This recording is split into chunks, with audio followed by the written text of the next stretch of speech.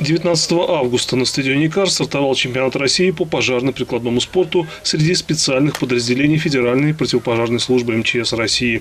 На дорожке нашей арены вышли представители 16 команд. В их числе спортсмены Сарова, Москвы, Санкт-Петербурга, Перми, Екатеринбурга, Нижнего Новгорода.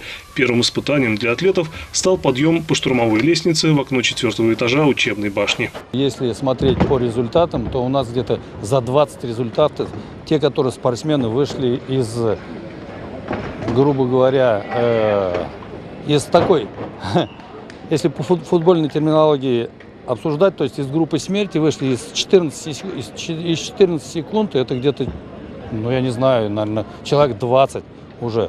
Это говорит о том, что действительно, что подготовка данного мероприятия на высшем уровне проходит.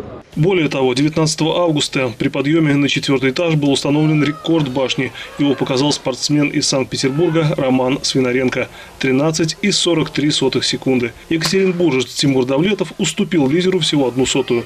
Но финал еще впереди, и у спортсмена есть все шансы выиграть золото. Я лично начал заниматься с детства. Я сначала вылазил в первое окно, потом все выше, выше, выше, и как бы это все было незаметно. Ну, что, сейчас стало намного легче, повесили сетку, когда я начинал только бегать, сетки не было. Естественно, и результаты сразу возросли.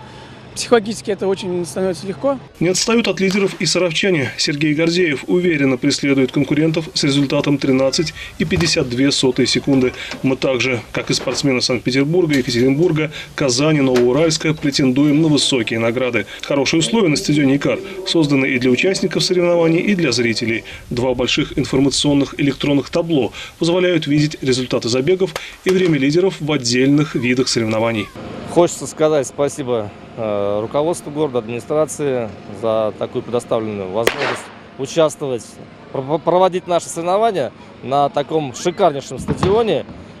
Подготовка стадиона на 5+ была оценена и представителями команд вчера на судейской коллегии, и руководством министерства, потому что все видят, онлайн-трансляция идет, все наблюдают, вся Россия сейчас смотрит эти соревнования. Вечером 19 августа на «Икаре» прошло торжественное открытие чемпионата. Состоялись финалы в подъеме по штурмовой лестнице. Об этом мы расскажем в дневнике чемпионата. Он выйдет в эфир 20 августа в 17 часов 55 минут.